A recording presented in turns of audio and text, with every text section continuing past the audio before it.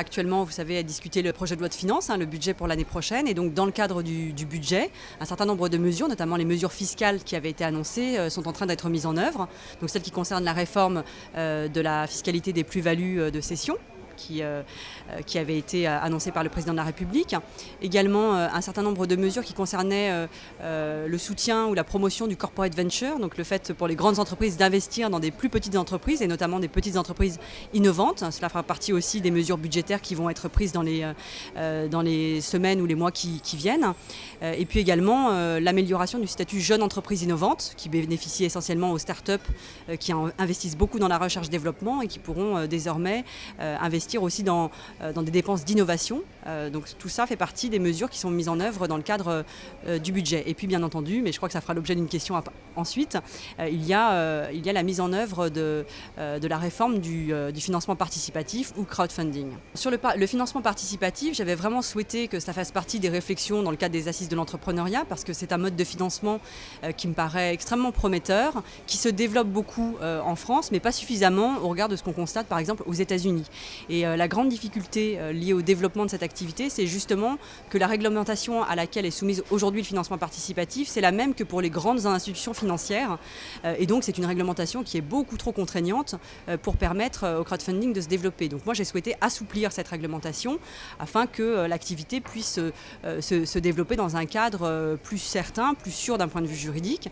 Et donc, nous avons lancé des assises du financement participatif. Nous avons proposé un certain nombre de modifications. Donc la création d'un statut du conseil en financement participatif avec moins de contraintes que pour les institutions financières traditionnelles, notamment en termes de fonds propres pour s'installer sous ce statut. Nous avons réformé aussi les obligations de publicité. Aujourd'hui, quand vous faites un appel public à l'épargne, vous devez éditer un prospectus qui fait plus d'une centaine de pages. Ce n'est pas du tout adapté pour lever des plus petits montants. Donc là aussi, les exigences seront considérablement abaissées. Et puis, nous autorisons le prêt rémunéré entre particuliers, ce qui est une grosse entaille au monopole bancaire. Aujourd'hui, c'est interdit. Nous allons le permettre pour rendre possible justement le financement participatif. Et nous sommes en train de mettre en discussion, en consultation, en concertation, les modalités précises de cette réforme qui interviendra avant la fin de l'année. J'ai beaucoup de messages à l'égard des entrepreneurs en cette période effectivement un petit peu compliquée parce que la croissance elle repart lentement, mais elle est encore relativement faible. Et c'est vrai que je crois que les entreprises ont besoin de soutien. Elles ont besoin de soutien pas parce que ce sont des entreprises, mais parce que ce sont des entreprises qui vont créer de l'emploi, qui vont investir, qui vont innover et qui vont permettre aussi à la France de se redresser.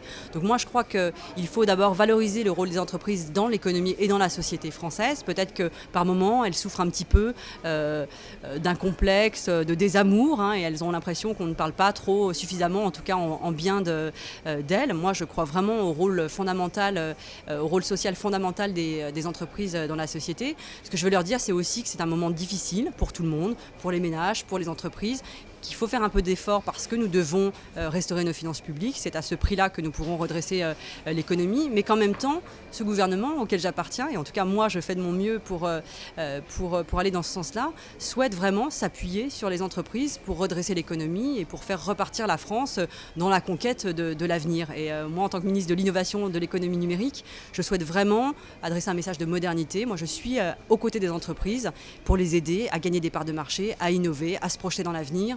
Et je voudrais leur donner un message d'espoir et d'optimisme. C'est vrai que parfois c'est difficile, qu'il faut faire des efforts, mais pensons que l'avenir est radieux et que nous avons tous les atouts pour rester une grande nation économique. Très bon anniversaire, 15 ans c'est tout jeune, on a l'avenir devant soi.